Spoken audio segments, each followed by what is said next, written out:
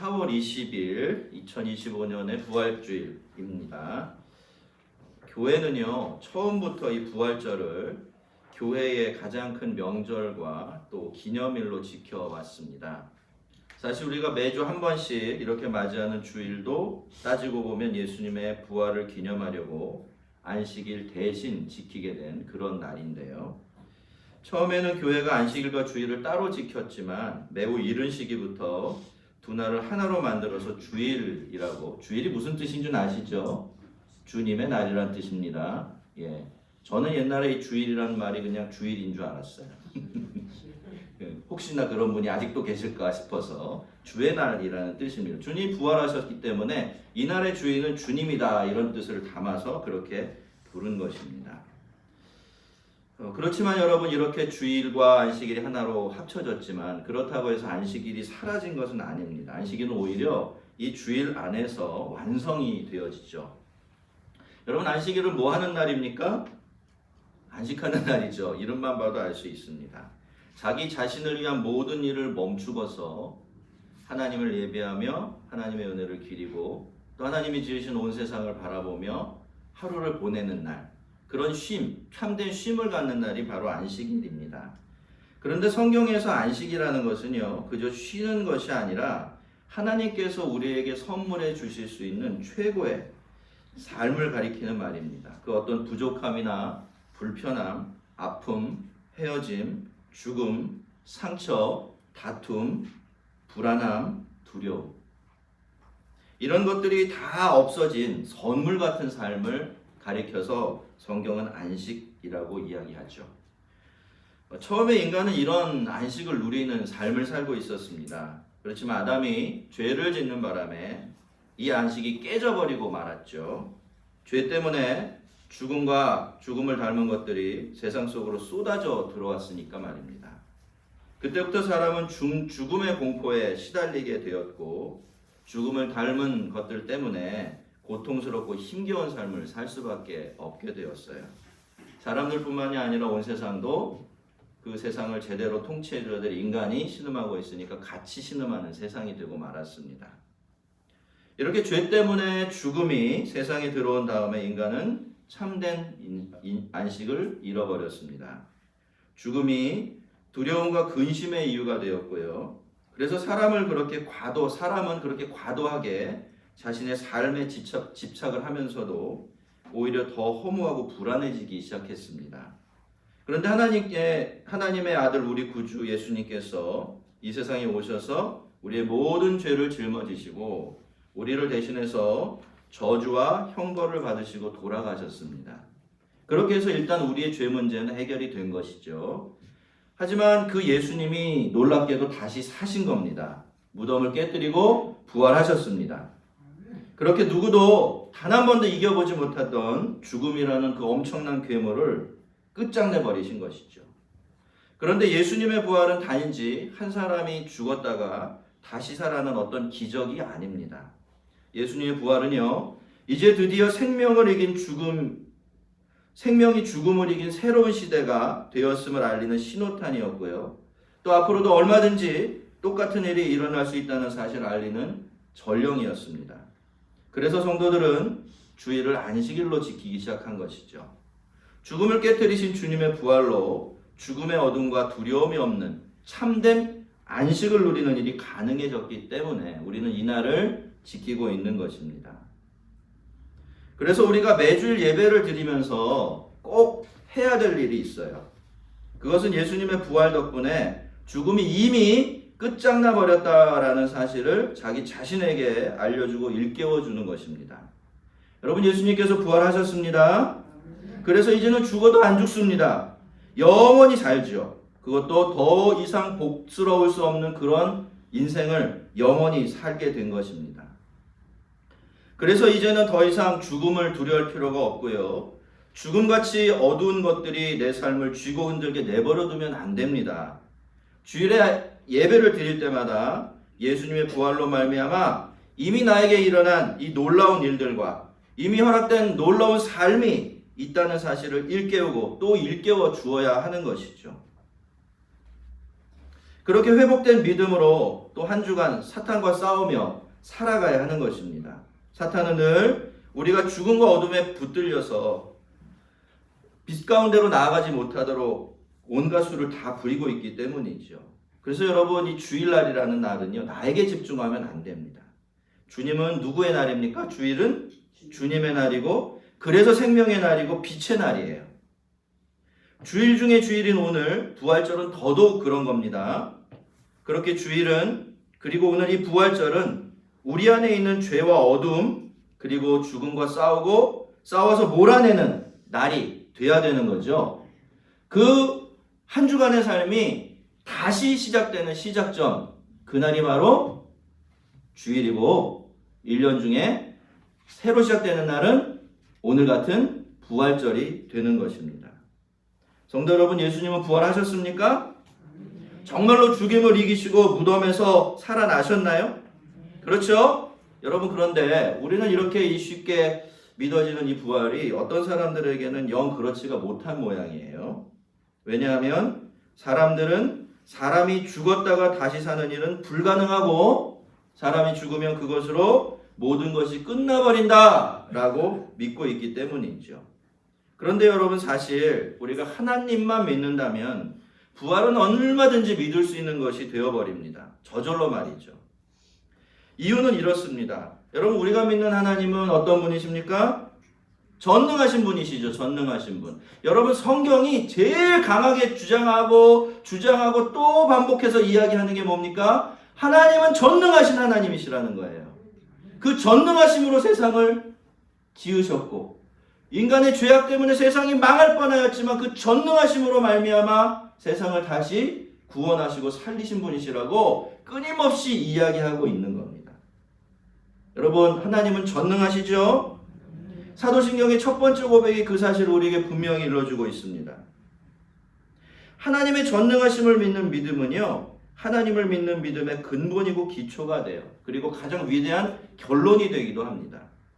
그래서 하나님의 전능하심을 믿지 못하는 사람은 아직 하나님을 믿는 게 아니에요. 왜요? 전능하신 하나님이 아니면 그런 존재는 하나님이, 성경이 말한 하나님이 될 수가 없기 때문에 그렇습니다.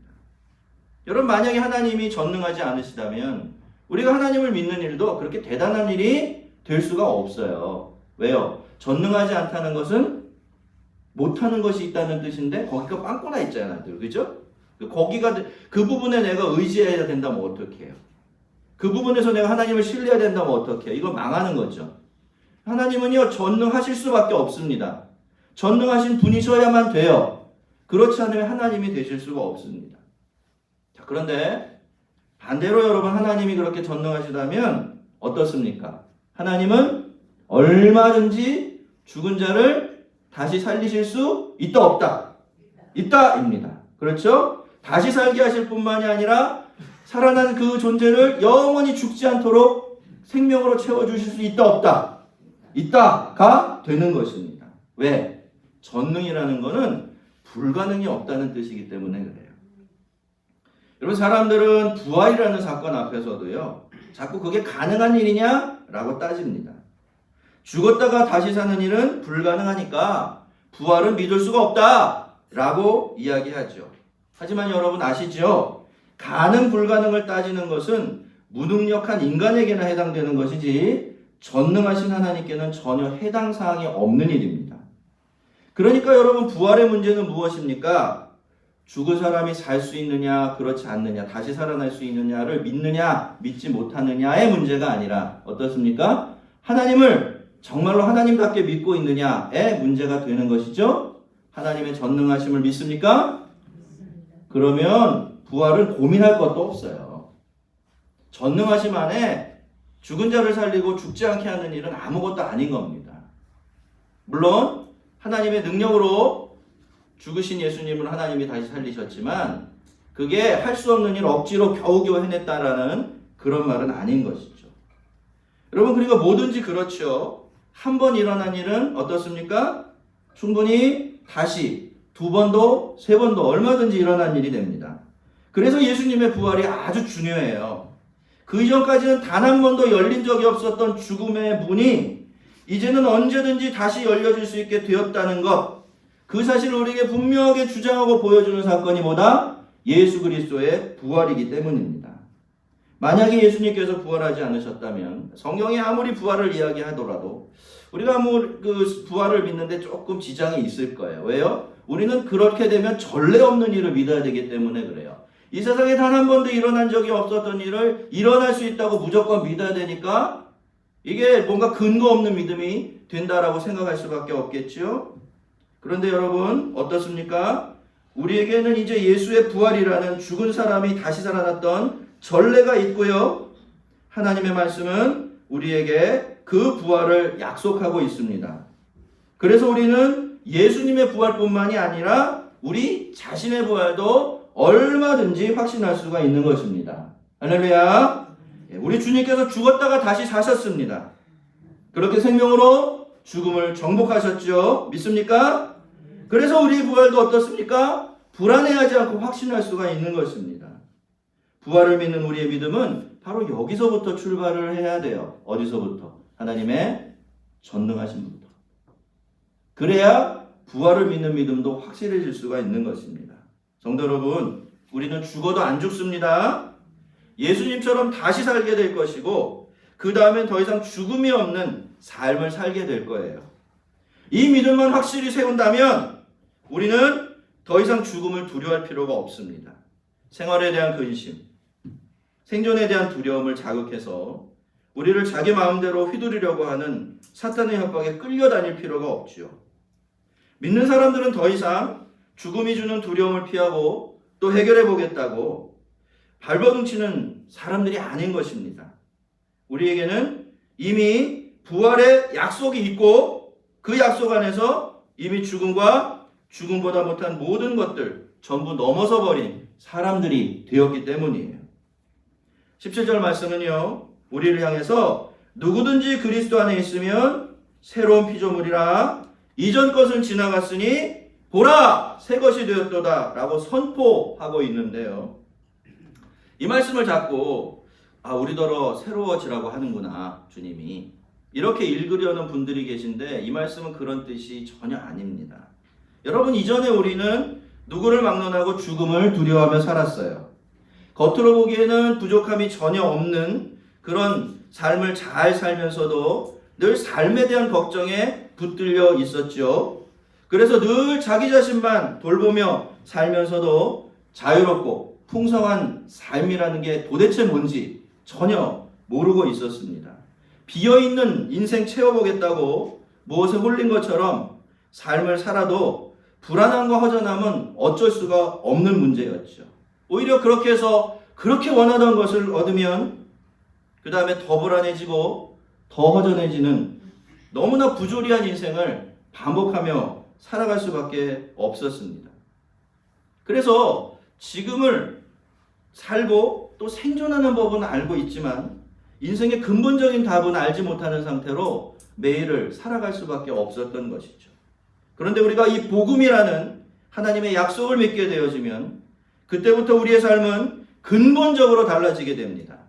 그때부터는 우리가 더 이상 앞에서 말씀드린 것과 같이 그런 문제들을 우리 자신이 해결할 필요가 없어지는 것입니다. 우리 안에 있는 것만을 가지고 우리 안에 있는 빈 구멍을 채우겠다고 헛된 노력을 하지 않아도 되는 그런 인생을 살게 되는 것이죠. 다른 대안이 없기 때문에 열심히 터진 웅덩이만 파며 살던 답 없는 인생과도 결별하게 되는 것입니다. 우리가 복음을 믿으면 예수 안에서 다시 누구와? 전능하신 하나님과 연결이 되어지고 그래서 옛 생명이 아닌 하나님의 생명, 예수 그리스도의 부활 생명으로 살아갈 수 있게 되어지기 때문입니다. 그 부활 생명으로 고장나고 깨어진 것이 고쳐지며 죽음을 이긴 그 놀라운 능력의 생명이 우리 안에서 역사하게 되고 이 생명이 우리의 영혼뿐만이 아니라 현실적인 삶 속에서도 같은 능력을 발휘하게 되는 것입니다. 여러분, 이 세상에 혼자서 충분한 것은 없어요. 이 세상에 있는 모든 생명을 가진 것들은 전부 다 바깥에서 무언가를 공급받아서 그것에 의존해서 살아가게 되어 있습니다. 여러분, 그런 점에서는 인간도 전혀 다르지가 않죠. 여러분, 왜 우리가 꼭 예수를 믿어야 하는지 아십니까? 왜 우리가 꼭 하나님께로 돌아가야 하는지 아시나요? 애초에 우리가 만들어지기를요, 우리 자신의 힘으로 우리가 가진 것으로는 자기의 필요와 부족함을 채울 수 없도록 그렇게 만들어져 있기 때문입니다. 몸으로 사는 삶도 그렇고요, 영적으로 내면적으로 사는 삶도 똑같습니다. 우리가 처음부터 하나님과 연결되고 또 예수님과 연결되어야만 참된 평안과 풍성함을 누리면서 정말 사는 것 같이 살 수 있도록 그렇게 만들어졌기 때문에, 죄 때문에 하나님과 멀어지고 하나님을 떠나버린 인생은 누구를 막론하고 예수를 믿어야 하고, 그렇죠? 그 예수님을 통하여서 하나님과 다시 하나로 연결되어지는 일이 꼭 필요하게 되어지는 것입니다. 예전에 제가 섬기던 교회의 어떤 집사님 한 분이 몸이 굉장히 좋지 않아서 갑자기 병원에 갔더니 거의 백혈병하고 비슷한 병이 걸렸다는 진단을 받으셨어요.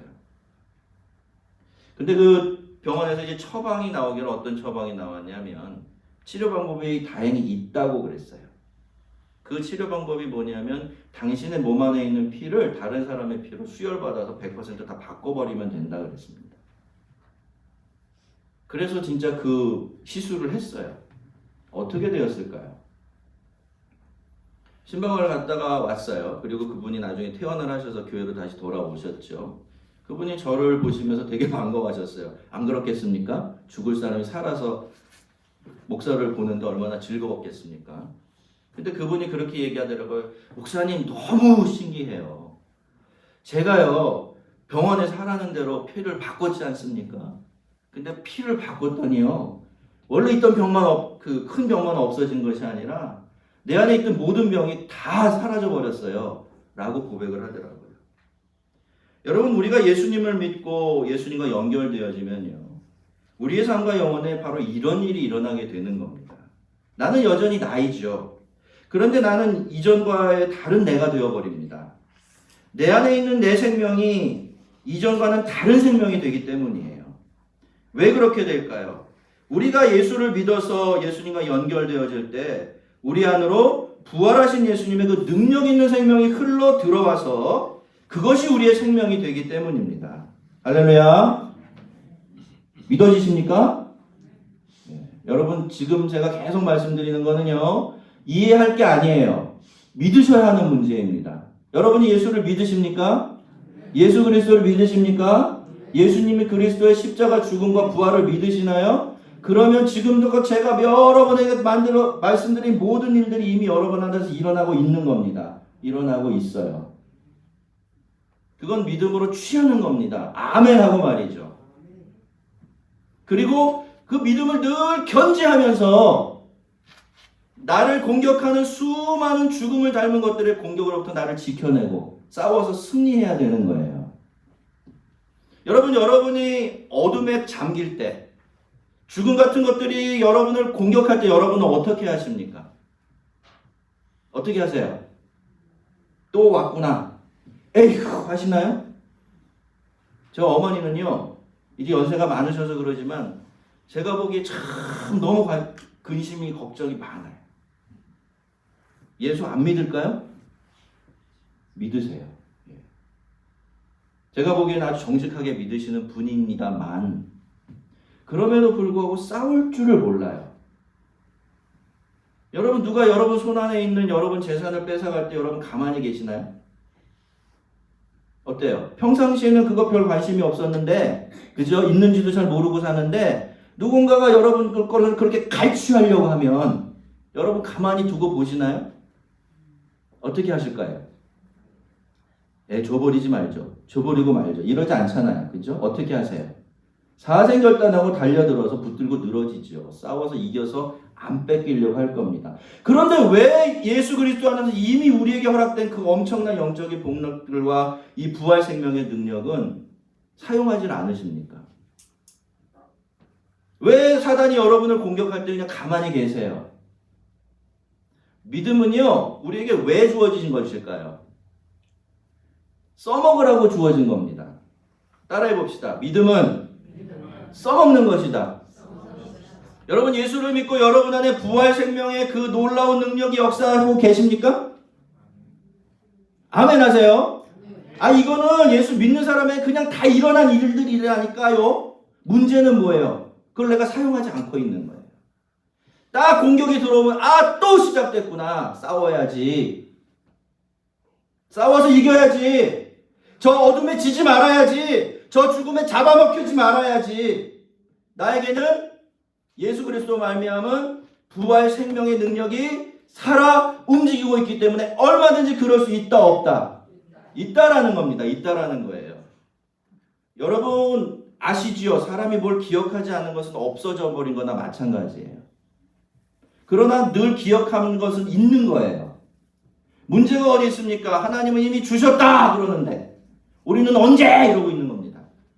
까맣게 잊고 살아가는 거예요. 그러니까 삶을 비교해 놓고 보면 믿는 사람이나 안 믿는 사람이나 별반 차이가 안 나타나요. 능력에 있어서 말이죠. 똑같은 방식으로 걱정하고 똑같은 방식으로 근심하고 똑같은 방식으로 두려워하고 똑같은 방식으로 욕심내고 그렇게 살아가는 거죠. 그러면서도 인생이 어쩔 수 없다라는 말로 자신을 위로하고 있는 겁니다. 그 엄청난 능력이 우리 안에 흐르고 있는데 말이죠.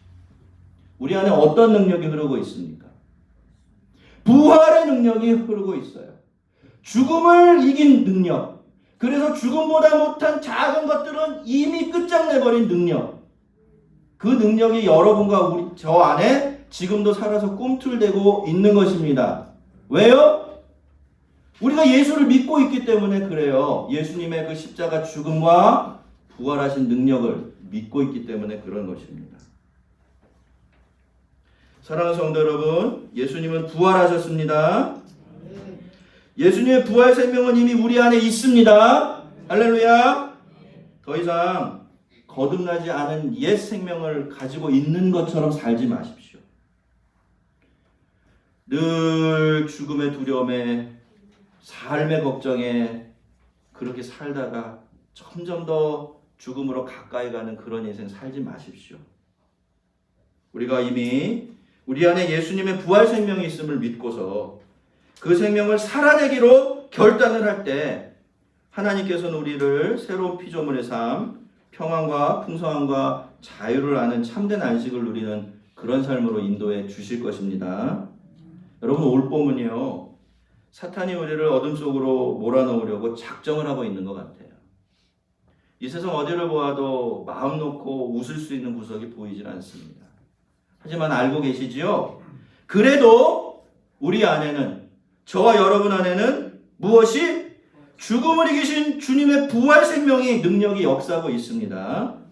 이 부활의 절기에 우리 모두가 우리 안에 있는 이 부활 생명의 능력을 의지하면서 그 능력으로 세상을 이기고 주님의 영광을 위해서 살아가는 주의 백성으로 거듭나게 되어지기를 주의 이름으로 축원합니다.